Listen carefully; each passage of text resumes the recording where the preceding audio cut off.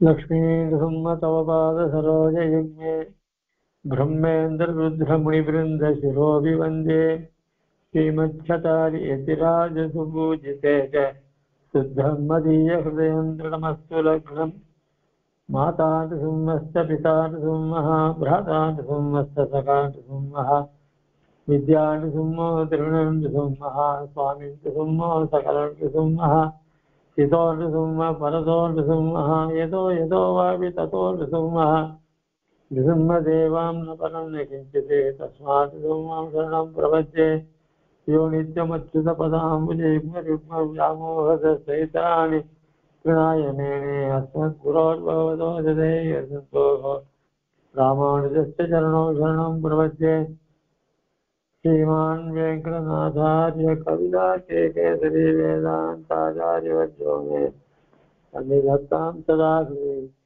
प्रपद्ये निरवध्यानां निषद्यां गुणसम्पदां शरणं भवभीतां शरवमुनीश्वरं श्रीरङ्गे दयतीं पुनः करुणया असौस्यादिकृतं यातश्चे नरसिंहकार्यमुने पादाम्बुजैर्दिरं दान्दिक्षाञ्चिदयादिविश्रोणेः भान्तं बुधाग्रेशं श्रीमद्रङ्गजटारिपति श्रेयोनिधिं संशये श्रीमत्श्रीरङ्गपृथ्वीश्वरशरदि पुनः संयमेन्द्रेण दृष्टं न्यस्तात्मानन्दसिंहेन नगरशरदि योगिनेन्द्रप्रसादात् प्राज्ञं श्रीरङ्गकारि प्रभयतिपतेः प्राप्तलक्ष्मीनृसिंहास्थानं सेवेयतीन्द्रं सकलगुणनिधिं वीररघुवीक्षराणि श्रीरङ्गनाथ षडभोपेदीन्द्रष्टं लक्ष्मीनृसिंहशरदि करुणैकपात्रं श्रीरङ्गवीरपुराणप्रसिद्धं वेदान्तदेशीयतीन्द्रमहं प्रपद्ये सम्प्राप्त अध्यात्मशास्त्रं नरहरिजडयद्रङ्गभूकार्याभ्य कारुण्यात् श्रीनृसिंहविभोः आत्मनिक्षेपधन्यं वेदान्ते वावयोगि मे सरितारङ्गपूर्णेन सूक्तं वाच्यं नारायणार्यं परमदमिनं व्याख्यातमीडे श्रीमद्रङ्गशतादिसंयमिवराल्लब्धागमान्तद्वयं श्रीमद्वीररघुद्वहाद्य शरदित्पादारविन्दाश्रयं श्रीमद्वेदवदंसदेशिकेतेः कारुण्यवीक्षास्पदं सेवे रङ्गद्विषीणशासनवसं नारायणं योगिनं श्रीमद्रङ्गशतारि योगिचरणस्तात्मरक्षापरं श्रीमद्रङ्गशतारिवीरपुराणलब्धागमान्तद्वयं ईर्ष्याडम्बविवर्जितं सुगुणैर्बान्धं महत्त्वं सजं वन्दे वत्सविभूषणं बुधवरं श्रीकृष्णमार्यं सदा वेदान्तदेशीयतीन्द्र कटाक्षलब्धत्रय्यन्तसारमनवद्यगुणं बुधाख्यं नारायणात्यैतदर्शकं श्रीरङ्गनाथेशेखरम् आश्रयामः नमो नमो यामुनाय यामुनाय नमो नमः नमो नमो यामुनाय यामुनाय स्वादेन्द्रिय सर्वेषां त्रय्यन्तार्थं सुदुर्गं स्तोत्रयामास योगीन्द्रः तं वन्दे यामुना स्वयं ஸ்ரீ ஆனந்தார் அருளி செய்த ஸ்தோத்திரத்தை ஆரம்பித்தோம். ஆளவந்தாருடைய பெருமை வாசாம கோச்சரம். அந்த ஆளவந்தார் நாதமுனியினுடைய பௌத்திரன். நாதமுனி பிரசித்தமாக இருந்தார். அவருடைய குமாரர் ஞான உடையவர். ஆனா பிரசித்தமான கிரந்தங்கள்லாம் எதுவும் பண்ணல. அதனால அவர் அவ்வளவு பிரசித்தமா இல்லை. அதுக்கப்புறம் ஆளவந்தார் ரொம்ப பிரசித்தி அடைந்தார்.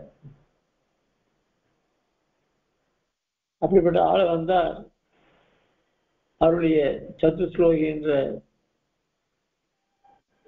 திராட்சி விஷயமான ஸ்லோகத்தை 4 ஸ்லோகங்கள் அதை அனுபவித்தோம். சுவாமி தேசியுடைய ரகசிய ரக்ஷான்ற வியாக்கியானத்தை கொண்டு. அதுக்கடுத்ததாக ஸ்தோத்திரத்னம். இது பூரா எம்பெருமானுடைய வைபவங்களை சொல்லக்கூடியது. அப்படிப்பட்ட இந்த ஸ்தோத்திர ரத்னத்துல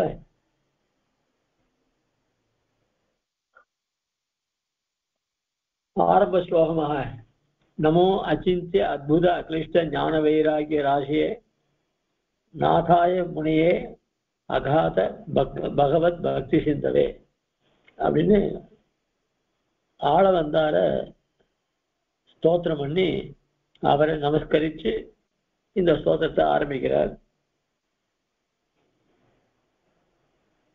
முதல் மங்கள ஸ்லோகம் எப்பவுமே இஷ்ட தேவதையா இருக்கணும், அவர் இல்ல ஆச்சாரியர் பத்தி இருக்கணும். ஆளவந்தாருடைய நேர் ஆச்சாரியர் மணக்கால் நம்பி. மணக்கால் நம்பி சொல்லாம நாதமுனிகளை சொல்ற.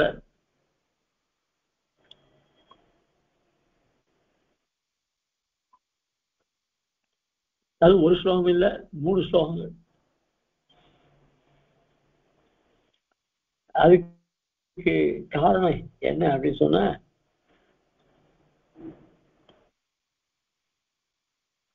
இங்க நாதமுனிகள் ஏழுக்கு ஆள வந்தார் ரொம்ப வயசுல சின்னவர்.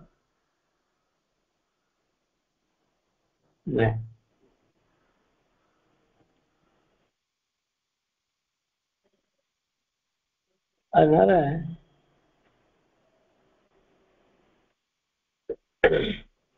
அவருக்கு உபதேசம் பண்ண சொல்லி உய்ய கொண்டார்கிட்ட சொன்னார். அப்புறம் உய்ய கொண்டாரம் அவர் பரவாயில்ல அவருடைய சிஸ்டரான மணக்கால் நம்பிக்கிட்ட சொல்லி இவருக்கு உபதேசம் பண்ண சொன்னார். இப்படியாக அந்த பரம்பரை வருது.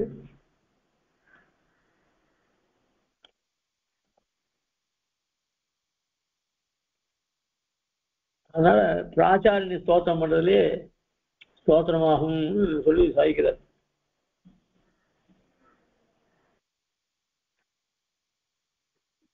அதுக்காக நாதமுனிக்காக 3 ஸ்லோகங்கள் சொல்லியிருக்கார். முதல் ஸ்லோகம் நமோ அச்சிந்திய அத்புத அக்லிஷ்ட ஞான வைராக்கிய ராசியே நாதாய முனியே அகாத பகவத் பக்தி சிந்தவே. எப்படிப்பட்ட ஆச்சாரியன் அவர், நாதமுனிக்கு என்ன அவ்வளவு பெருமை அப்படின்னு சொன்னா, ஆச்சாரியர்களுக்கு ரொம்ப வேண்டியது ஞான வைராக்கியாதிகள், ஞான அனுஷ்டானம், மற்றபடி வைராக்கியாத குணங்கள்லாம்.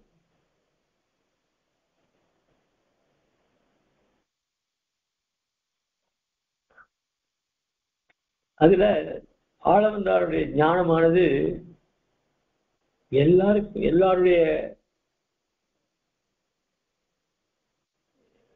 அதாவது எல்லாராலையும் நினைக்க முடியாதபடி இருக்கு. இவ்வளவு ஞானம் எப்படி சம்பாதிச்சாரு அப்படின்னு அச்சிந்தம் அவர்கள் புத்திக்கு எட்டாவது விஷயமா இருக்கு. அது மட்டும் இல்ல, அற்புதம், இவ்வளவு ஞானத்தை விடாரு, என்ன ஆச்சரியம் அப்படின்னு அற்புதமா இருக்கு. சரி, அந்த ஞானத்தை அவர் சம்பாதிச்சாரு, எவ்வளவு கஷ்டப்பட்டு சம்பாதிச்சாரோ அப்படின்னா இல்ல, ரொம்ப மிக சுலபமா சம்பாதிச்சோம். அதனால அதே மாதிரி யாத்திராருக்கு சொல்லும் போது கூட கிரந்த முக்கியமாகவோ இல்லை நேரடியாக காட்சியம் பண்ணுச்சா கூட ரொம்ப எல்லாருக்கும் புரியும்படியாக சாய்ப்பார். அதனால அந்த சொல்ற வாக்குலேருந்து இப்ப சில பேர்லாம் சொல்றதா இருந்தா கொஞ்சம் யோஜனை பண்ணி அந்த பதம் சரியா வரணும், இதெல்லாம் கொஞ்சம் அந்த மாதிரி எந்த வித தரங்கள் இல்லாம அவருடைய கிரந்தங்கள்ல பரமத தூஷணங்களை பண்ணி அப்படியெல்லாம் ஞானம் அக்லிஷ்டம்.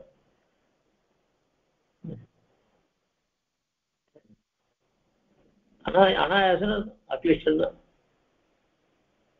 அப்படிப்பட்ட ஞானம் மட்டும் இல்லை, வைராக்கியமும் சரி.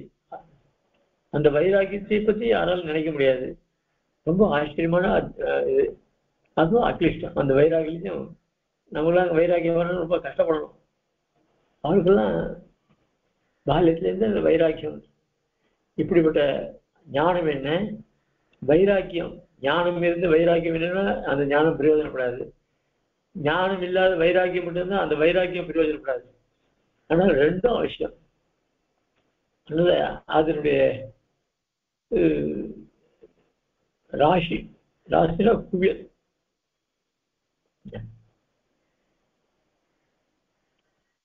அது மட்டும் இல்லை, பகவத் பக்தி, அந்த பக்தி எப்படிப்பட்டதுன்னா அகாதம். எதை போல அப்படின்னா சிந்தவே சமுத்திரத்தை போல. இப்படி ஞான வைராக்கிய பக்தி இவைகளெல்லாம் உடைய நாதமுனி பொருட்டு என்னுடைய நமஸ்காரம் முதல் ஆகிறார். இதுக்கு வியாக்கியானங்கள்லாம் பார்த்துட்டோம். ரெண்டாவது ஸ்லோகம் நமஸ்தஸ்மை நமோ மதுஜிதங்கிரி சரோஜ தத்துவ ஞானானுராக महिमा அதிசயாந்தசீலே நாதாய நாதமுனையே பரத்ர அத்திர பரத்ர ஜாபி நித்ய யதீய சரணோ சரணம் மதீயம்.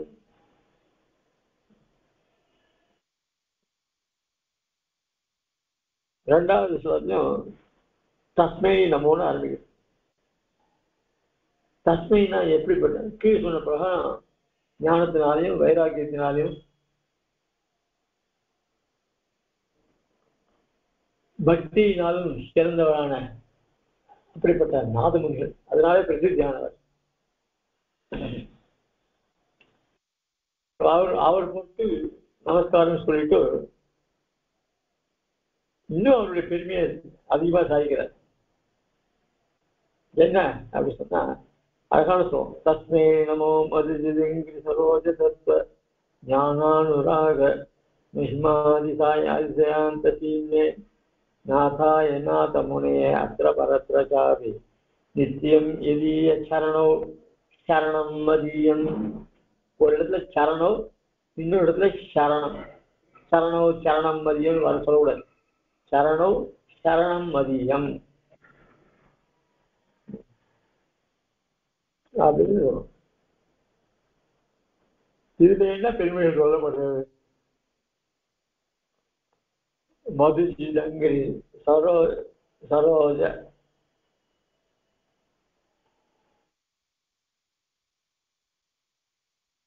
அதாவது ஞானத்தினுடைய பயன் எப்ப கிடைக்கும் அப்படின்னா, நம்ம காலேஜ் படிப்பெல்லாம் முடிச்ச உடனே வேலை கிடைச்சதுன்னா அப்பாடா நீமே நம்ம புஸ்தகத்தையே தொட வேண்டாம், வேலை கிடைச்சி போச்சு. இங்காலத்துல அப்படிதான். அதாவது ஒரு காலத்துல பிராமணர்கள் எல்லாருமே ஊரோட இருந்து ஏதோ அதுல கிடைக்கிற வருமானத்தை வச்சுட்டு ஜீவனம் பண்ணியிருந்தான். அதுக்கப்புறம் அதுல கொஞ்சம் கஷ்டங்கள் வந்தது. சரி அப்படின்னு சொல்லி அங்கங்க காலட்சேபம் பண்றதுக்காக கஷ்ட வித்தியை காலட்சேபமா சொல்லலாம் அப்படின்னு சொல்லி அவளுக்கு கிடைச்ச இடத்துல இருந்து காலட்சேப சாட்சி அந்த வருமானத்தை கொண்டு பண்ணான். அதுலயும் சில சமங்கள் வந்தது.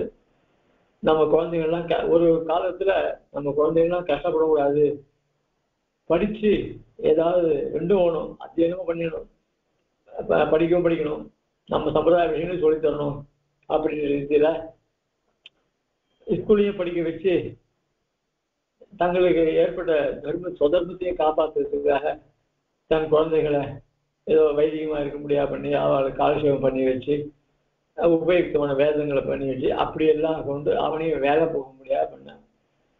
அது ஒரு காலத்துல இருக்க வேண்டியது. அதுக்கப்புறம் அந்த சமயத்துல அந்த வேலைக்குன்னு ஒரு படிப்பு இருக்கும், அதை படிச்ச உடனே வேலை கிடைச்சிருச்சுன்னா அப்பாடா இனிமேல் புத்தகம் படிக்க வேண்டாம் அப்படின்னு தோணும். இப்போ அப்படி இல்லை, இதுக்கு மேல என்ன படிக்கணும், இதுக்கு மேல என்ன படிக்கணும், இதுக்கு மேல என்ன படிக்கணும், என்ன இதை படிச்சா இதோட அதிக சம்பளம் கிடைக்கும், இதோட அதிக சம்பளம் கிடைக்கும். இப்ப எப்படின்னாக்கா அதிக சம்பளம் வேணும், அதிக சம்பளம் வேணும் அப்படின்னு அந்த ரீதியில போயிட்டு இருக்கு. அதனால இங்க நாதமுனி ஞானம் எதிர் போய் பெரிய வசிச்சது அப்படின்னு சொன்னா மோட்ச பர்யந்தமான ஞானம்.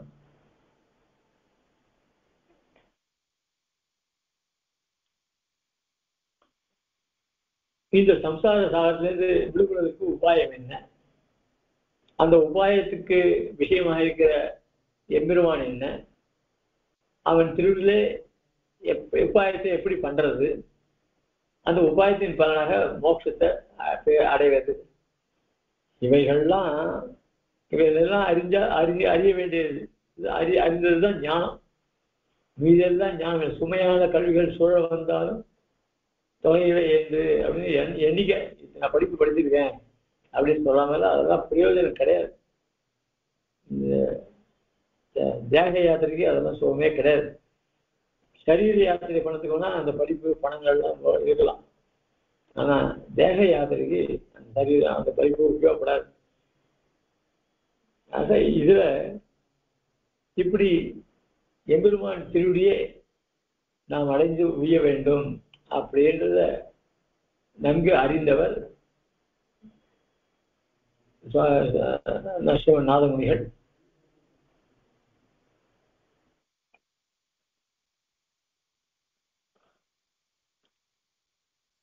அந்த உபாயத்துக்கு எம்பெருமான் திருவடிகள் எப்படிப்பட்டது அப்படின்னா அங்கிரி சரோஜன் தாமரைப்பூ போல ஒத்து ரொம்ப மிருதுவானது, அந்த தன்மைகள்லாம் உடையது.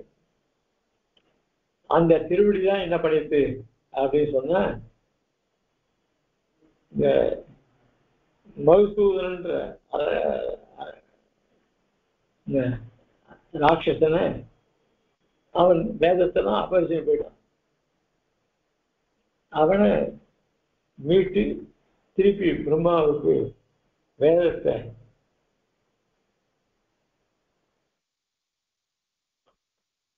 சொல்லி வச்சான். அப்படி அந்த மதுசூதனுடைய அனுகிரகத்தை பெற்றவர்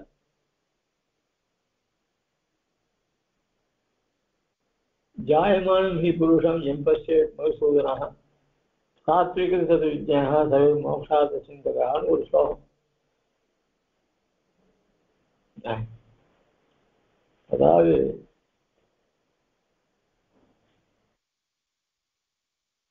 இந்த மதுசூதனுடைய அனுகிரகத்தை எந்த புருஷன் கடாட்சத்தை பெறுகிறானோ அவன்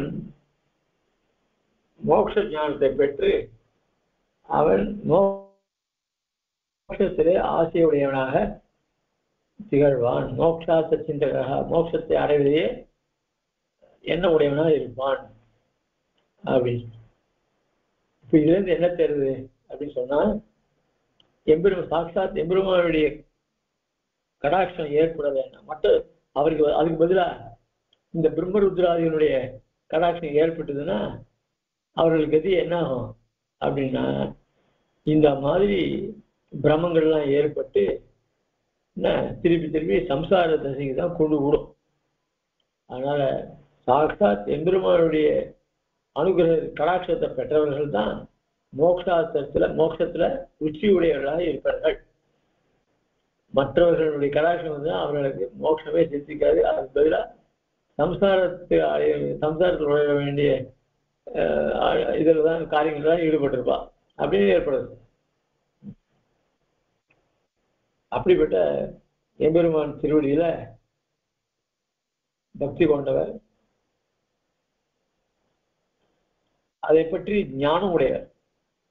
அந்த ஞானம் ஏதோ படிப்பு முடிஞ்சவொடனே வேலை கழிச்சு அதோட மூட்டைக்கு அப்படி கிடையாது. அந்த ஞானம் தொடர்ந்து வருது. தொடர்ந்து எம்பெருமான நினைக்க நினைக்க நினைக்க இன்னும் அவருக்கு அன்பு, ஞான அனுராக மகிமை இப்படி தொடர்ந்து வர ஞானம் இருக்கே, எம்பெருமான விஷயமாக தொடர்ந்து வர ஞானம், அந்த மகிமா பெருமைகள் அதிசயம் அது இன்னும் மேலான நிலை கொண்டு போறது. அதிசய அந்த தீமே அதுதான் எல்லை நிலை. ஆக நாதமனுடைய ஞானமானது மோட்ச பரிஜயத்தை மட்டும் நம்மளை கொண்டு விடுறோம். அப்படிப்பட்ட ஞானம்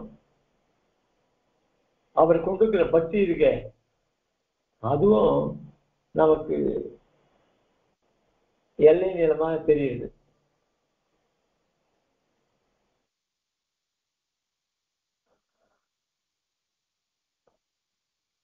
அதே மாதிரி அவருடைய வைராகியாதி குணங்கள் எல்லாமே நமக்கும் அதுதான். அதான் மோட்சத்தை அனுஷ்டிக்க வேண்டியதான பிரபத்தை அனுஷ்டிக்க வேண்டியதான ஆத்ம குணங்கள் தேவைன்னு தெரியுது. இப்படி எல்லா விதத்திலையும் அவர் எல்லை நீளமா இருக்கார். அப்படிப்பட்ட ஆச்சாரியன் நாதமுனி பொருட்டு நம்ம நாதாய நாதமுனியே நமஹா அப்படிப்பட்ட நாதமுனிகளுக்கு நமஸ்காரம் சொல்லி அத்திர பரத்திர சாபி. அத்திர அப்படின்னு சொன்னா இந்த பூலோகத்துல, பரத்திர அப்படின்னா வைகுண்டம், மதியம். அதனால அப்படி மதியம் அப்படின்னு சொன்னா எனக்காக தான் ஏற்பட்டதோ அந்த அவருடைய அவதாரம். ஏன்னா எதிய சரணம் பிரபஞ்சன்னு சொல்ற அந்த எதிய சரணம். எதியன்னு சொன்னால எத்துக்கு சப்தனாலே ஸ்ரீமன் நாதமுனி செய்யும். அதுக்கு மேல ஈயன்னு சொல்றதுனால அவருடைய ஆச்சாரியன் அவருடைய பிராச்சாரியன் அவர்களை சொல்ற மாதிரி அவர் வியாக்கியானம் பண்ணியிருக்காங்க மகான்கள்லாம். அது வியாக்கியானத்துக்கு ஒரு பாகம். அதனால இந்த ஆச்சாரியனுடைய திருவடி சம்பந்தம் இருக்கே நமக்கு இந்த லோகத்துக்கும் பரமபதத்திலையும் நமக்கு பகவத் அனுபவத்தை கொடுக்கக்கூடிய சாதனமாக இருக்கு. அதனால நமக்கு அவருடைய திருவடி தான் எல்லாத்துக்கும் தஞ்சம். இப்போ பதம் பதமாக வியாக்கியானத்தை செய்யணும். ஆரம்பிக்கிறது தஸ்மே நமகான்னு இருக்கு.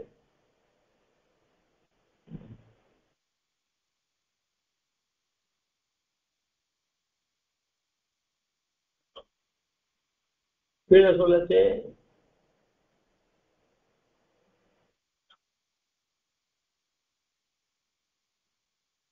நமோன்னு ஆரம்பிச்சார்.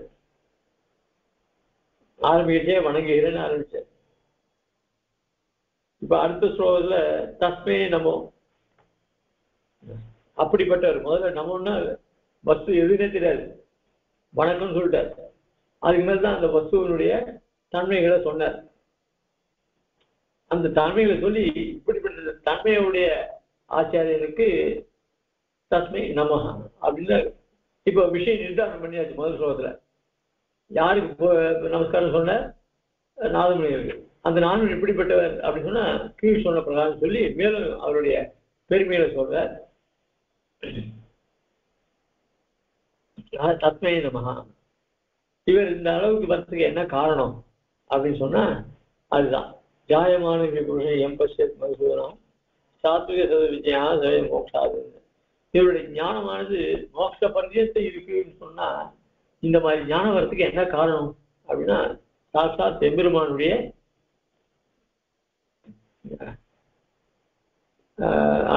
கலாட்சம் தான்.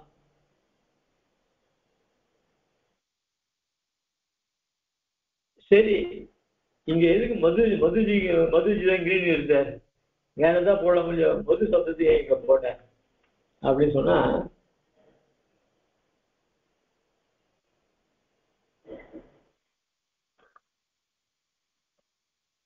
எம்பெருமான் மது கைடவர்களை கொன்று இரண்டே கர்ப்பாதிகள் எல்லாம் காப்பாத்தி, சாதுக்கள் எல்லாம் காப்பாத்தி இந்த ரஜஸ்தம குணங்களால பிரம்மாவுக்கு ஆபத்து வராதபடி காத்து அவனுக்கு வேதோபதம் எல்லாம் பண்ணி தர்ம பிரவர்த்தனம் பண்ண யாரு எம்பெருமான். அதே போல இவன் நாதமுனிகளும் ரஜோதம குணங்கள் நிறைந்துதான அஸ்தாஸ்திரங்கள், அசசாஸ்திரம். அதாவது புராணங்கள், பல புராணங்கள் 18 புராணங்களை 6ஆ பிரிச்சார். ஒன்று சாட்சிக புராணம், இன்னும் சிலது ராஜச புராணம், தாமச புராணம். இது புராணங்களை பிரிச்ச.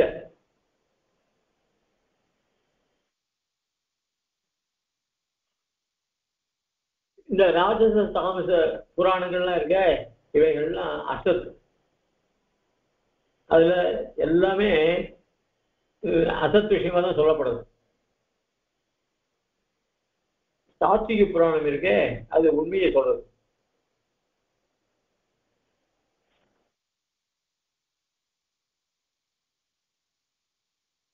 அதனால அவர் ஸ்ரீமன் நாதமுனி என்ன பண்ண, அந்த ரஜோஸ்தம குணங்கள் நிறைந்தான அந்த அசஸ்தாஸ்திரங்களுக்கு அதை என்ன பண்ண, தன்னுடைய கிரந்தங்கள் மூலியமா மறுக்க. அதனால வேத வைதிக மதம் காக்கப்பட்டது.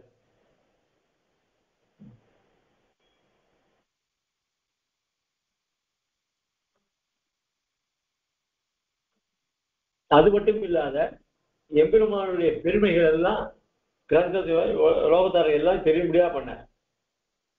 அதுவும் இல்ல, தன்னுடைய அனுஷ்டானத்தையும் காமிச்சார்.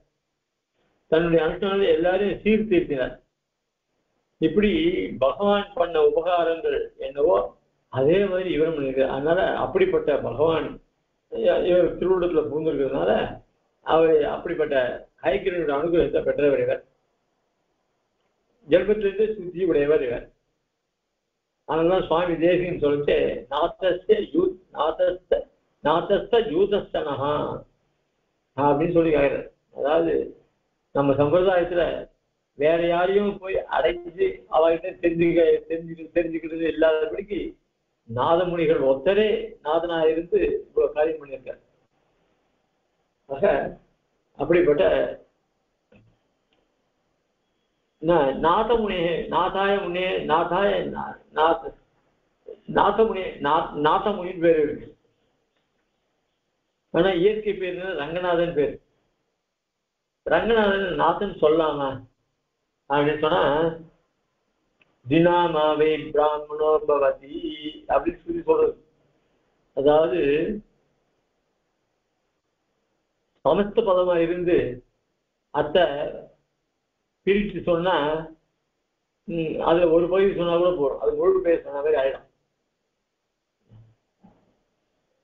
அதுல என்ன அப்படின்னாக்க,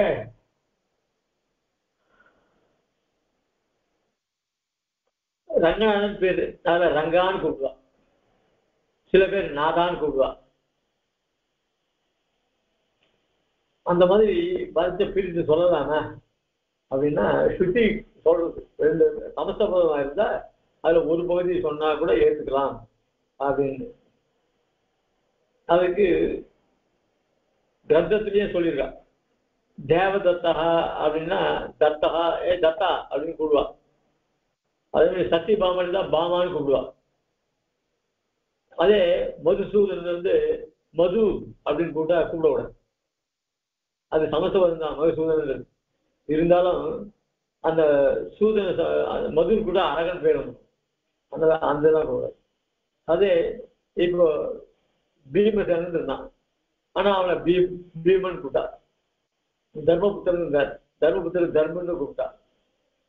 இதெல்லாம் அதனால சுவாமி தேசிகனே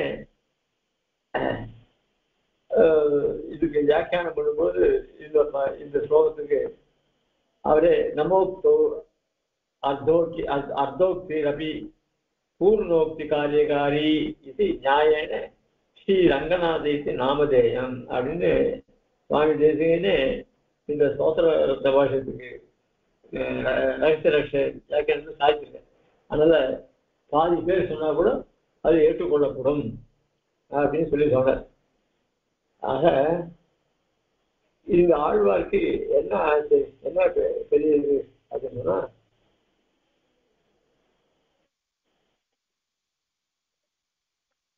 அப்போ வேதத்தை அபகரித்தது மதுகைடவர்கள்.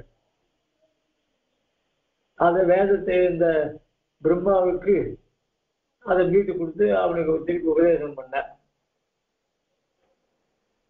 அந்த மாதிரி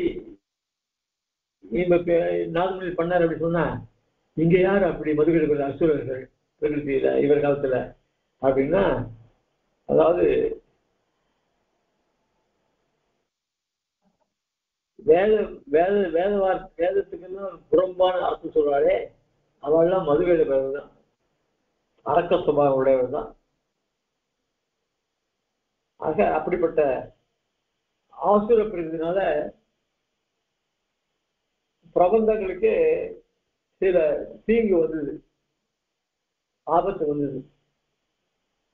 அந்த ஆபத்தெல்லாம்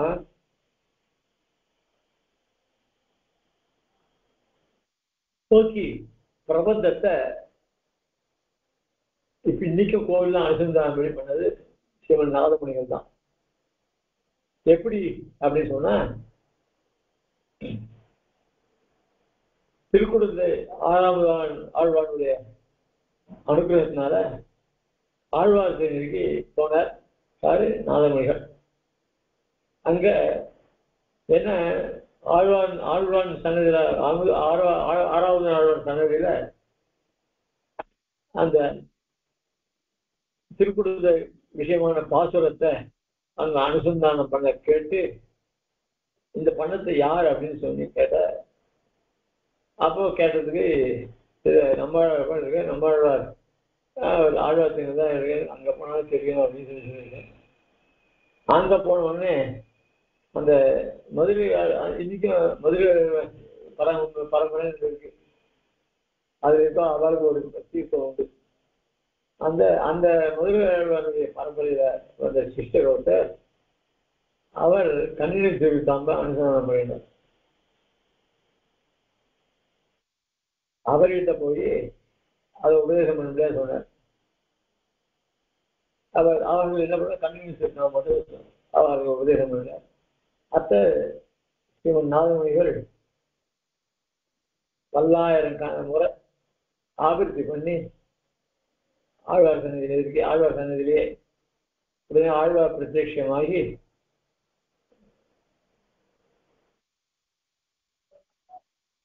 இவரும் அந்த எம்பெருமான் யோக திசையில ஆழ்வார சாட்சாத்காரம் பண்ண. ஏன்னா பல தடவை ஆவர்த்தி பண்ணார், கண்ணீர் செலுத்தாம. அதனால ஆழ்வார் இவருக்கு நேரம் பிரத்யட்சமானார். பிரத்யட்சமாக யோக திசையில தமிழ் வேதங்கள்லாம் எல்லாத்தையும் வீட்டை எடுத்து கொடுக்குறார்.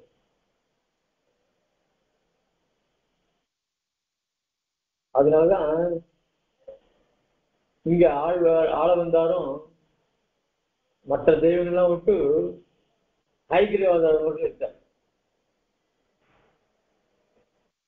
அந்த மாதிரி அந்த ஹயகிரவனை போல என்னுடைய ஆச்சாரியன் ஸ்ரீமன் நாதமுனிகள். அது என்ன எம்பெருமான் நாதமுனி ஒன்னா இருப்பாளா அப்படின்னு சொன்னா ஏன்னு சொல்றேன், தேவமிவ ஆச்சாரியம் உபாசித்தன்னு வசனம் இருக்கே.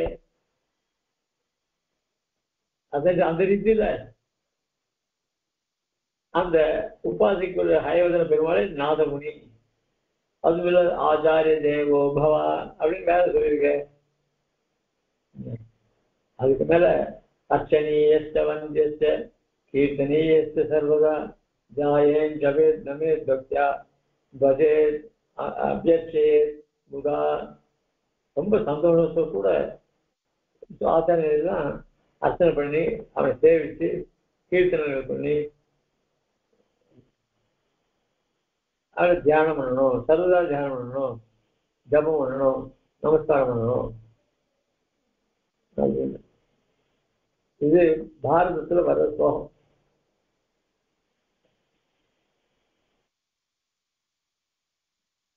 அதனாலதான் ஆழ்வார்கள் பண்ண விஷயத்தை தான் இங்க இந்த நாதமுனி விஷயத்தையும் காமிக்கிறார்.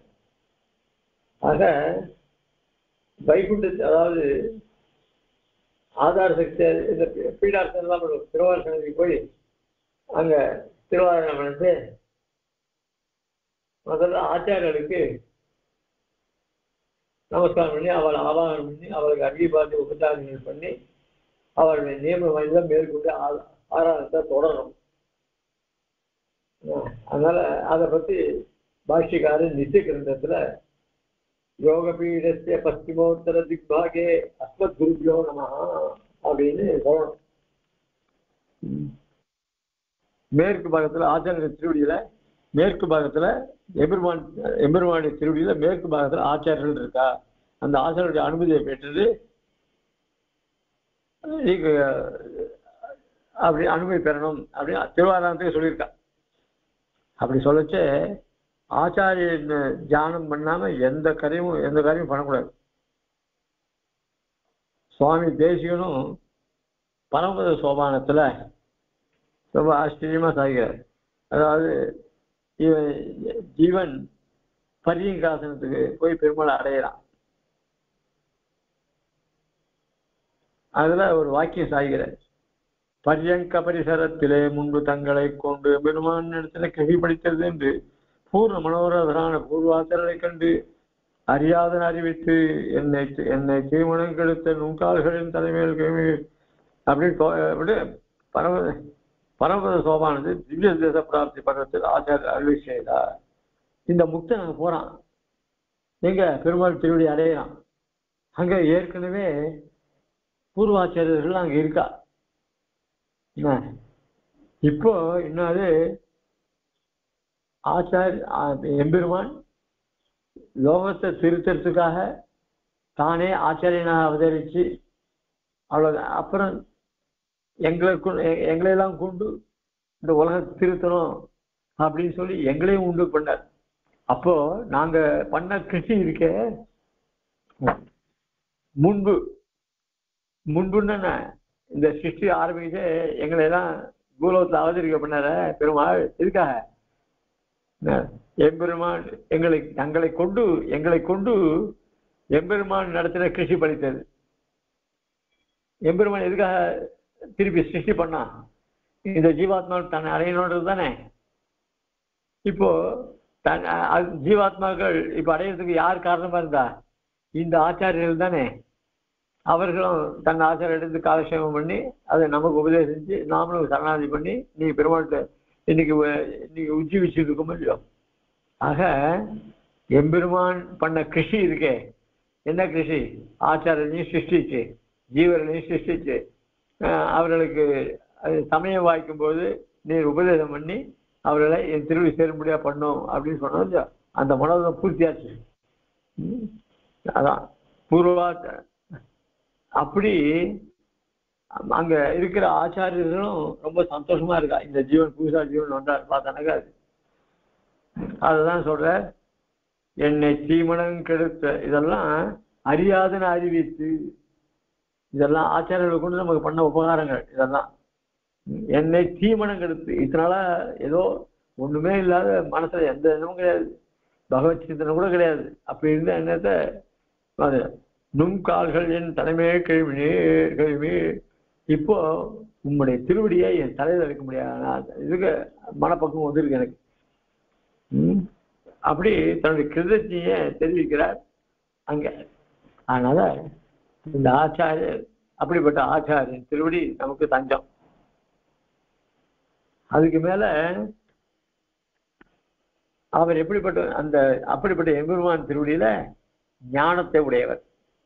ஞான அனுராகம் அப்படியே தொடர்ந்து வருது. அந்த தொடர்ந்து வர அந்த ஞானத்தினால் ஏற்பட்ட பக்தி, அந்த பக்தி பரிவாகும். அப்படியே போய் அது என்ன பண்ணுது, கடைசி ஒரு எல்லையில போய் நிக்கிறது. எந்த எல்லை அப்படின்னா பகவத் கைங்கரியத்தை பண்ணி அனுபவிக்கக்கூடிய நிலை. இது இப்படிப்பட்ட தன்மையுடைய யாரு அப்படின்னா இந்த இப்படிப்பட்ட ஞானத்தை உடையவர் நாதமுனிகள். அதனால அவர் தான் எல்லை நீளமாக எல்லாருக்கும் சேவை சாதிக்கிறார்.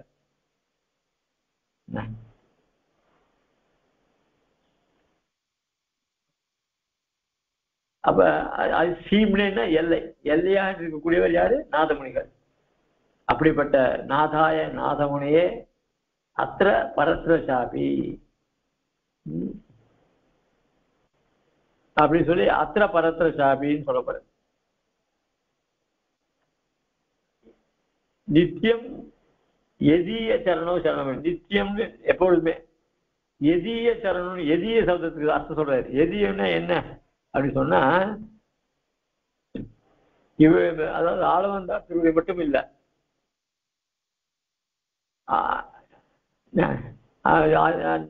நாதமொழி சிஷ்யர் உயர்கொண்டார், உயர்கொண்டாருடைய சிஷ்யர் மணக்கால் நம்பி, இவா 2 பேருமே எடுத்துக்கலாம். அதுல எதிய சரணம்ன்றதுல அப்படிதான் உத்தம சுவாமி வியாக்கியானம் பண்ணியிருக்கார்.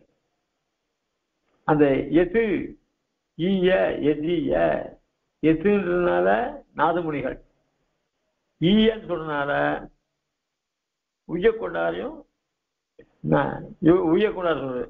அப்புறம் எதிய சரணம்ன்றது அந்த ஒரே பதத்தை சேர்த்து சொன்னதுனால மணக்கால் நம்பி சொல்றது அப்படின்னு சொல்ற வியாக்கியானம் பண்ணியிருக்கா பெரியவா. எதுன்றதுனால நாதமுனிகள், ஈயன்னு சொன்னால உய்யக்கொண்டார், எதிய சரணம்னு சேர்த்து சொன்னதுனால மணக்கால் நம்பி இப்படின்னு வியாக்கியானம் பண்ணியிருக்கா. அப்போ அப்போ இந்த எதிய சரணம்னால மணக்கால் நம்பி சொல்லேன்னு சொல்றாள். அதெல்லாம் இல்லை, மணக்காலை பற்றி சொல்லியிருக்காரு பாருங்க, எதிய சரணம்னுட்டு அப்படின்னு. இப்படி கஷ்டப்பட்டு வியாக்கியானம் பண்ணாதான் நமக்கு மணக்கால் நம்பி சொல்லியிருக்கான்னு தெரியுது. இல்லைன்னா மணக்காலை பற்றி சொல்ல நமக்கு தெரியாதோ இல்லையா என்ன. இப்படி வியாக்கியாத்துகள் பண்ணத்தோடு நமக்கு தெரியுது. அப்போ அதுக்கு மேல ஒரு ஏன் இப்படி எதிய சரணம்ன்ற சப்தத்தினால மணக்கால் நம்பி சொல்லணும், அது மறைமுகமாக தான் இருக்கு, அதுக்கு நேரடியாகவே சொல்லலாமே அப்படின்னு சொன்னா ஆச்சாரிய பிராச்சாரிய சன்னிபாதே பிராச்சாரியாய உபசம்ஜிகேத்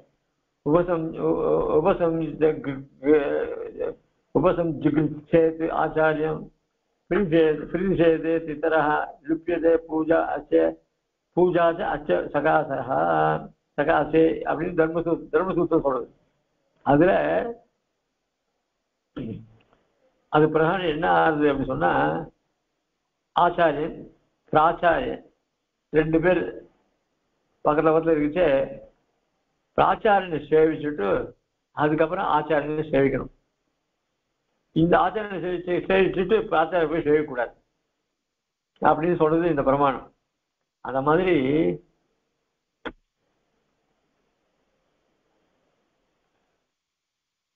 ஆளவந்தார் இந்த ஸ்தோத்திரம் பண்ண செய்ய இத மணக்கால் நம்பிக்கிட்ட முன்னவே இதை பிரஸ்தாபிச்சுட்டார்.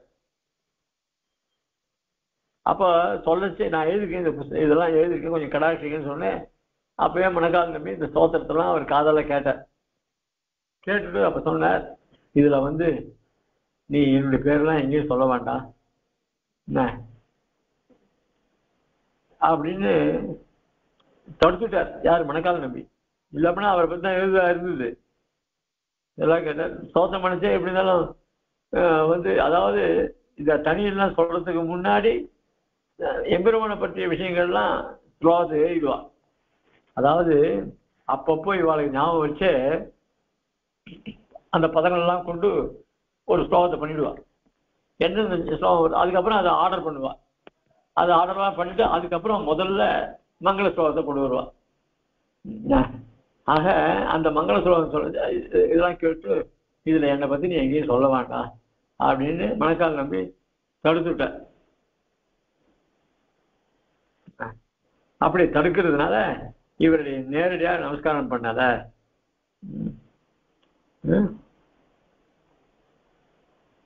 அதனால இங்க ஆச்சாரிய பிரார்த்தனைலாம் மறைச்சு சொல்லியிருக்காரு இங்க அப்படின்னு சுவாமி தேசிகனுடைய திருவள்ளுவர். ஆமா, அத்திர இது சுவாமி தேசிக அத்திர புனः स्वाचार्य वंदन प्रसंगे तत् सन्निध स्वाचार्य निषादादेव स्वाचार्य वंदन श्लोक निर्माण अभाव इति सुसंगमेदது அப்படின்னு சுவாமி தேசிகனே இங்க வியாக்கியானம் பண்ணியிருக்காரு. அதனால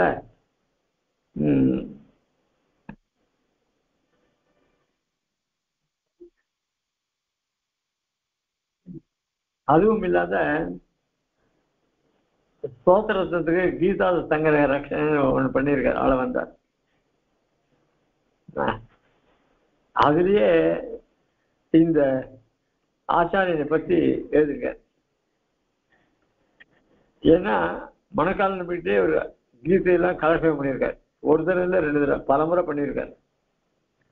அதனால கீதா சங்கர ரட்சையில முடிக்கிச்சு இது கீதா சங்கரஹா அப்படின்னு எழுதிட்டு இத்தமேவ சத்துவநிஷ்ட சம்பிரதாய பரம்பராகதா சமீச்சீனோ கீதார்த்தா ந புனः குதிருஷ்டிபிஹி உன்னீதா சேஷ யோக மகிம புலக்கித பரம புருஷ விபூதி யுகல பகவன் நாதமுனி நியோக அனுவர்த்தி ஸ்ரீமத் ராமமிஸ்ர சகாசாத் बहुशास्त्र विद्भिः अस्माभिः बहुधा श्रुतस्य भगवद्गीतार्थ प्रपञ्चस्य संग्रहः इति मुमुक्षुभिः संग्राह्यतम इति भावः.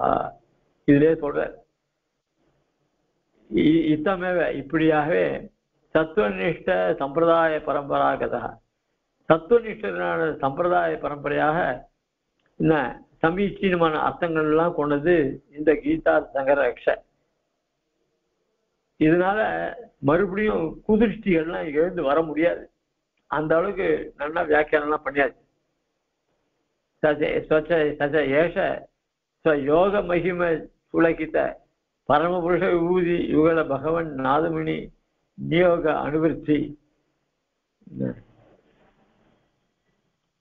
அதாவது யோக அந்த யோக சாஸ்திரத்துல ரொம்ப கரை கொண்டவர் நாதமுனிகள்.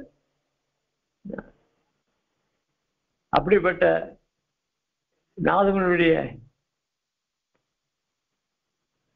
வியோகம், அதாவது அவருக்கு அப்புறம் ஏற்பட்டதான ஸ்ரீமத் ராமமிஸ்ர சகாச. அதுக்கப்புறம் எனக்கு ராமமிஸ்ரர்னா மணக்கால் நம்பிகள், ஸ்ரீ ராமமிஸ்ரன் பேரவர்.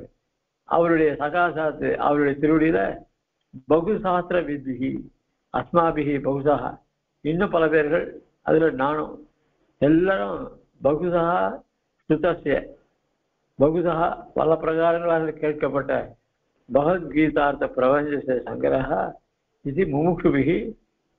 அப்படிப்பட்ட இந்த சங்கிரக ரட்சையானது முமுட்சுகளானே சங்கிராகிதமாக இது பாகம் இது பாவகா. இத கீதனுடைய சாராம்சத்தெல்லாம் பொதிந்தது அப்படின்ற எண்ணத்தை உடையவர்களாக இருக்க வேண்டும் அப்படின்னு சொல்லி கவிகள் என்று ஆச்சாரிய அவருடைய வாக்கியத்தால் அறியலாம் அப்படின்னு சொன்னார். அதனால அதில் கூட பாஷ்யக்காரர் அதில் கூட வந்து வார்த்தைகள் மூலியமா தான் செஞ்சிருக்காரு. அதுக்கு மேல எதிய சரணம், இந்த சரணோன்ற சப்தம் இருக்கும் இல்லையா, இந்த சரணோன்ற சப்தத்துக்கு பல அர்த்தங்கள் உண்டு. அதாவது உபாயம், உபாயே கிரக ரட்சித்ரோ சப்த சரணம் இத்தியம் வர்த்ததே அயம் வர்த்ததே சாம்பிரதம் துவேஷ உபாயார்த்தேக வாச்சகா. இப்ப இது 3 அர்த்தம் உண்டு. வீடுன்னு ஒண்ணு உண்டு, அதுக்கப்புறம் ரட்சிக்கிறதுன்னு உண்டு, உபாயம்னு 3 அர்த்தங்கள் உண்டு. அதனால இங்க இந்த சரணம் எல்லாமாவே ஆகிறார் பெருமாள். அவருடைய அதாவது ஆச்சாரியன் நாதமுனிகள் அவர் நமக்கெல்லாம் தங்கும் இடமாக இருக்கார். நம்மளெல்லாம் நம்மளுடைய அறியாமையை போக்கி நம்மளுக்கு ஞானத்தை தந்து ரட்சிக்கிறார். ரட்சிக்கப்பட்டவர் ஆறு. அதுவும் இல்லாத உபாயம், அவர் திருவடியே நமக்கு உபாயம். இப்படி எல்லாமே அங்கதான். அதுக்கு மேல கேட்கிறார், சரி நமோ அசிஞ்சு முதல்ல அங்க ஆரம்பிச்சார் நமோன்னுட்டு. அடுத்தது ஸ்லோகத்துல தஸ்மை நமோன்னு ஆரம்பிச்சார். அதுக்கப்புறம் அடுத்த ஸ்லோகத்துல பூயோ நமோன்னு ஆரம்பிக்க போறார். இப்படி 3 முறை எதுக்கு பண்ணணும் அப்படின்னா, அதுக்கு ஸ்தோத்திர பாஷத்து ஆச்சாரியர் அதாவது சுவாமி தேசிகன் சாய்க்கிறார். முதல் ஸ்லோகத்தினால நாதமுனிகளுடைய பக்தி அகாத பக்தி சிந்தவே அப்படின்னார். 2வது ஸ்லோகத்துல ஞானானுராக அந்த எம்பெருமானத்துல அளவு கடந்த ஈடுபாடு, அனுராகம்னா ஈடுபாடு.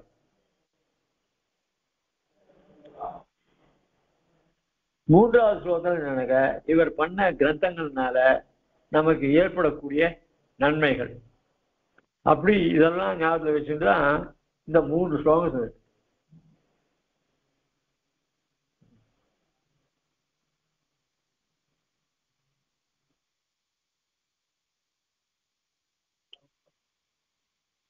பக்திக்கு வேண்டியதான வைராக்கியம், இந்த வைராக்கியம் பரபக்தி இதுக்கெல்லாம் அடிப்படையாக ஞானம் வேணும். ஆக வைராக்கியம் என்ன, பக்தி என்ன, அதுக்கு வேண்டிய ஞானம் என்ன, இதான் 3 ஸ்லோகங்களால் சொல்ற.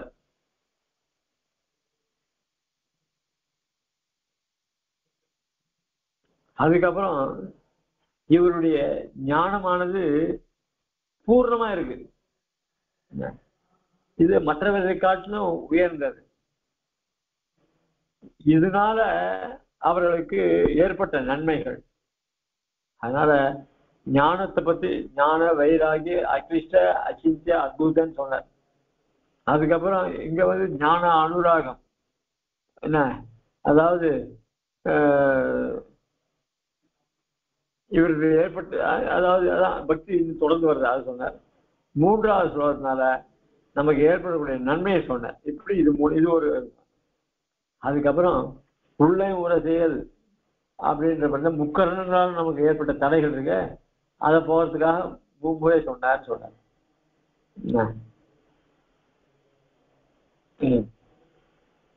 இப்போ ஆள வந்தார் வந்து அசலாருக்கு உபதேசம் பண்றதுக்காக வரல, நமக்கு எம்பெருமானத்துல இருக்கிற ஈடுபாட்டை சொல்றதுக்காக இந்த ஸ்தோத்திரத்தை பண்ணார். அதுதான் அது பண்ணச்சே தமக்கு ஆச்சாரம் பண்ண உபகாரத்தை அடிக்கடி சொல்ற. அதனால தமக்கு இந்த ஸ்தோத்திரம் பண்றதுக்கு வேண்டிய ஞானத்தை கொடுத்த ஆச்சாரியனுக்கு இவ்வளவு தூரம் 3 தடவை சொல்ற. இது திகட்டாதா அப்படின்னா, இப்போ சத்தியாரணை பண்ணி பெருமாளுக்கு அபிஷேகம் பண்ற அத்தை சாதிக்கிறா, இலையில சாதிக்கிறா. எல்லாம் சாதிச்சா திருப்பி 2ஆம் தினம் ஒரு தினம் அப்புறம், அதாவது உபச்சரிக்கிறது பழைய காலத்து மாதிரி கிடையவே கிடையாது. நல்லா சாப்பிடுவா, அதாவது நிதானமா ஆகும். இப்போ என்ன சாப்பிட்டு 5வது நிமிஷத்துல எழுந்துடணும். முன்னெல்லாம் ஸ்ரீ சன்னதியில சாப்பிட உட்காருறது அப்படின்னு சொன்னா எல்லாரும் வரணும், அதுக்கப்புறம் ஆராதகால் வரணும், அதுக்கப்புறம் இலையை எடுக்கிறதுக்கு கொஞ்சம் நாளை ஆகும். சரி, இலையை எடுத்தா அப்புறம் பிரசாதம் சாதிக்கிறதுக்கு நாளை ஆகும். அதுக்கப்புறம் நெய் சாய்க்கணும், அதுக்கப்புறம் குழம்பு சாய்க்கணும். இப்படி சாய்க்கிறதுக்கு கரெக்டா 1 மணி சாதத்துக்கு மேல ஆயிடும் உட்காந்து எழுந்து வரதுக்குள்ள. இப்பெல்லாம் என்னடான்னா உட்கார்ந்த உடனே 10 நிமிஷம் எழுந்து ஓடி போடணும். என்ன அப்பெல்லாம் 2ஆவது தினம் கேட்டு கரும்பு ஓடுமா பக்ஷணம் ஓடுமான்னு 2ஆவது தினம் கேட்டு அப்படியெல்லாம் பண்ணுவா. இப்போ என்னாச்சு, யாராவது 4 மணிக்கு எழுது இத்தனை உட்காந்துருக்குது அப்படின்னு சீக்கிரம் காலையில் போய் படுத்துக்கலாம் அப்படின்னு அந்த அளவுக்கு சக்தி இருக்கு. அப்படி இல்லை, அவெல்லாம் நம்ம பண்றத தலிக பெருமாள் நன்னா அபிஷேகிச்சிருக்காரா, பெருமாள் நன்னா அபிஷேகிச்சிருக்கான்றது நமக்கு எப்படி தெரியும்? ஏதோ பெருமாள் நம்ம வைக்கிறோம் அபிஷேகிறார் அப்படின்னா அது பாகவதா என்ன பண்ணுவா, இன்னும் கொஞ்சம் சாயம் இன்னும் கொஞ்சம் சாயம் அப்படின்னு சாப்பிட்டா ஓ பெருமாள் நன்னா அபிஷேகிச்சிருக்கார் அப்படின்னு எண்ணம் வரும். அதுவும் இல்லாத அந்த பாகவதாவில் நம்ம கேட்கப்படியே வச்சுக்கூடாது.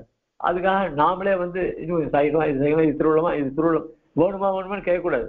சுவாமிக்கு இது திருவிழமா, இது அந்த பரிபாஷை எல்லாமே போயிடுது, எல்லாமே போயிடுது. இப்போ சுவாமிக்கு திருவிழமா நடுவில் உற்சவம் தீர்த்தத்தை இருக்கணும்.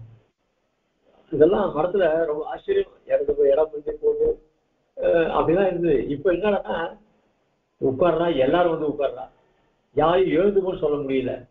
முன்னெல்லாம் பார்த்தவொடனே எழுந்து அப்படி போ, கிராப் வச்சுனா அண்ட போயிடணும். இப்ப அப்படின்னா கிராப் வச்சு தான் முன்னாடி நிக்கிறான். யாரும் அவன் வழி விட மாட்டான். அவன் என்ன அவரும் பண்ணது விட்டு வர, அவரும் காலட்சேபம் பண்ணியிருக்காரு. இப்போ அப்போ எங்களையே போய் சொல்றேன் அப்படின்னு கேள்வி கேட்கறது இப்போ ரொம்ப அதிகமாக போயிடுது.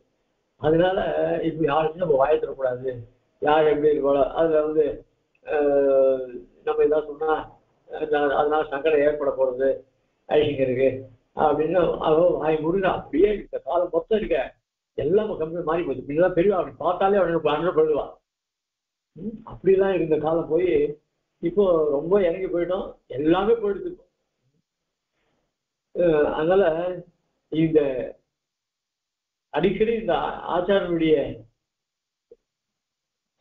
மூடுதல் ஸ்தோத்திரம் என்ன தெரிவிக்க நமக்கு மேலும் மேலும் அது அன்னைக்கும் அவதூறும் என்னாவுக்கு என்ற மாதிரி நம்ம அமுதணும். அதுக்கப்புறம் எல்லாருக்கும் க்ஷேமம் ஏற்படும்.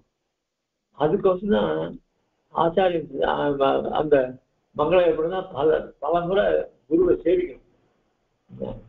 அதாவது சாஸ்திரம் சொல்றது 1000 கண்ணன் அர்ஜுனன் கீதையிலே சொல்றான், உனக்கு என்னுடைய 1000 நமஸ்காரம்னு சொல்றான். அதனால ஒரு நமஸ்காரம் போற பல தடவை சேவிக்கணும், பல தடவை ஆச்சாரியனுடைய தனியில் அனுசந்தானம் பண்ணணும். அதனால எல்லாத்திலும் சகல க்ஷேமங்கள் ஏற்படும். அதுக்கோசம் தான் இங்க ஆச்சாரியனை 2-3 தடவை சொல்றாரு அப்படின்னு அங்க சொல்லியிருக்காரு. இது 2வது ஸ்லோகத்தில் சொல்றாரு. இப்படி ஆச்சரியமான ஒரு ஸ்லோகமாக அமைந்தது 2வது ஸ்லோகம். தஸ்மே நமோ மதுஜிதங்கி சரோஜ தத்துவ ஞானானுராக மகிமாதிசாயன் அதிசயாந்த சீம்னே நாதாய நாதமுனியே அத்திர பரத்ரசாபி நித்தியம் எதிய சரணோ சரணம் மதீயம். அதாவது அத்திர பரத்திர சாபி, இந்த ஆச்சாரியன் பண்ற உபகாரம் இருக்க நமக்கு இங்கேயும் இங்க ஞானத்தை கொடுத்து நம்மளை நல்வழி படித்ததுனால இங்க நாம் வந்து அர்ச்சாவதாரத்தில் ஈடுபட்டு அவனுடைய அடியாளர்களுக்கு கைங்கரியம் செய்ய பாக்கி ஞானத்தை பெற்று இங்க நாம் சொக்கியமா இருக்கும். இதுக்கு யார் காரணம்? ஆச்சாரியர்கள் தான் காரணம். அவ பண்ண காலக்ஷேப உபதேசங்கள் தான் நமக்கு காரணம். அந்த உபதேசத்தை கொண்டு நாம எம்பெருமான்கிட்ட பக்தி பண்ணி அவனிடத்துல சரணாகதி அனுஷ்டானம் பண்ணி நாளைக்கு என்னால் வந்து கூடுவன் நான் அப்படின்னு எதிர்பார்த்துட்டு இருந்து இந்த தேகத்தை விடுற சமயத்துல நாம் போய் பரமதத்தை போய் பெருமாளுக்கு கைங்கரியம் பண்ண கடவன் அப்படின்ற ஞானத்தை கொடுத்தது யாரு? இங்கதான். அந்த ஞானத்தை கொண்டு இங்கேயே நம்ம பெருமாளுக்கு அர்ச்சாவதாரங்கள்ல ஆச்சாரியர் பாவதாரர்களை கைங்கரியம் பண்ணிட்டு இருக்கோம். அந்த அவர்கள் கொடுத்த ஞானத்தை கொண்டு பரத்திர சாப்பி பரத்திரம் அங்கேயும் போய் பெருமாள் அங்க இங்க பண்ண உபதேசம் தான் நமக்கு அங்க போய் சாஸ்திரமே வேண்டியதில்லை, நேர சாட்சாத்தா பெருமாள் அனுபவிக்கிறோம். அதுக்கு யாரு காரணம்? அதனால இங்க இருக்கு செய்யும் அந்த ஆச்சாரம் நமக்கு பண்ண உபகாரம் தான். அங்க போய் பரம பகவான் நேர அனுபவிச்சு சாஸ்திர அபேட்சை இல்லாமையே கைங்கரியம் பண்றவேன், நிரபராதன்னு கைங்கரியம் பண்றவேன். அதுக்கு யார் காரணம்? இந்த ஆச்சாரியர்கள் தான் அப்படின்னு அத்திர பரத்திர அப்படின்றதுக்கு வியாக்கியானம் பண்றார். இப்படிப்பட்ட அழகான ஸ்லோகம். நமஸ்தஸ்மை மதுஜங்கிரி சரோஜ தத்வ ஞானானுராகமிமாதிசயாந்தே நாதாய நாத முனியே அத்திர பரத்திர சாபி நித்தியம் எதிய சரணோ சரணம் மதீயம். மதி என்னாச்சே? அடுத்ததாக 3வது ஸ்லோகம். பூயோ நமோ அபரிமித அச்சுத பக்தி தத்துவ ஞானாமிருதாப்தி பரிபாக சுபைர் வச்சோபிஹி லோகே அவதீர்ண பரமார்த்த சமக்ர பக்தி யோகாய நாத முனியே எமினாம் வராயா அப்படின்னு 3வது ஆச்சாரிய நமஸ்கார ஸ்லோகமானது சொல்லப்படுது. இதனுடைய அர்த்தங்களை நாளைக்கு பார்ப்போம். கவிதா இருக்கு சிம்ஹாய கல்யாண உணசாரணை சுவாமி தேவனுடைய ரக்ஷா கிரந்தத்தை வச்சுட்டா இன்னும் விஸ்தாரமா போகும். அதனால அதனுடைய அம்சங்கள்லாம் இதுல அதாவது சந்தோஷம் அப்படின்னா சிவசாமாச்சார சுவாமி அவருடைய ஆச்சாரியரான உத்தமர் சுவாமி கிட்ட பூர்ணமா அதிகரிச்சவர். அந்த சுவாமியுடைய சிக்ஷையினால அவர் பண்ணா தேசிகிறதுக்கு பல உபகாரங்கள் நமக்கு பெரிய உபகாரங்கள் பண்ணியிருக்கார். ஸ்தோத்திர பாடங்களுக்கு பல அர்த்தங்கள் எழுதுங்க. பஞ்சஸ்தவத்துக்கு அர்த்தம் எழுதியிருக்கார். ஏன்னா அதனால கடிதங்களுக்கெல்லாம் எழுதியிருக்கார், நிறைய உபகாரம் பண்ணியிருக்கார். அந்த விஷயத்துல ஆளவந்தாருடைய ஸ்தோத்திரத்துக்கும் சதுஸ்லோகியும் வியாக்கியானம் பண்ணியிருக்காரு. அதனால அதுலேயே சுவாமி தேசியனுடைய வியாக்கியானமும் வந்துள்ளது. உத்தமர் சுவாமியுடைய எண்ணங்களையும் கொண்டு வியாக்கியானத்தை இங்க பண்ணியிருக்காரு. அடிக்கடி அஸ்மதாச்சாரியன் இருக்கிறார். அதனால இவர்களை கொண்டே சேர்த்துட்டா சுவாமி தேசியத்தையே பண்ணி அபிநவ தேசியனுடைய வியாக்கியானத்தை கொண்டு சொன்ன மாதிரி ஆயிடும். அதனால ரொம்ப அத்தியுதமா பண்ணியிருக்காரு. மீதியை நாளைக்கு அனுபவிக்கும். கவிதாரிக சிம்ஹாய கல்யாண குணதாரணே ஸ்ரீமதே வெங்கடேசாய வேதாந்த குரவே நமஹ. ஸ்ரீமதே ஸ்ரீ வேதாந்த தேசிக மகாதேசிகாய நமஹ. ஸ்ரீமதே வேதாந்த வர்த்தஸ்ரீ நாராயணாய மகாதேசிகாய நமஹ. ஸ்ரீமதே ஸ்ரீ லட்சுமி சமுதிய பாதுகாதி ஸ்ரீமதே ஸ்ரீ வர்த்தஸ்ரீ கிருஷ்ணமாரி மகாதேசிகாய நமஹ. ஸ்ரீமதே ஸ்ரீ ரங்கநாத யதீந்திர மகாதேசிகாய நமஹ.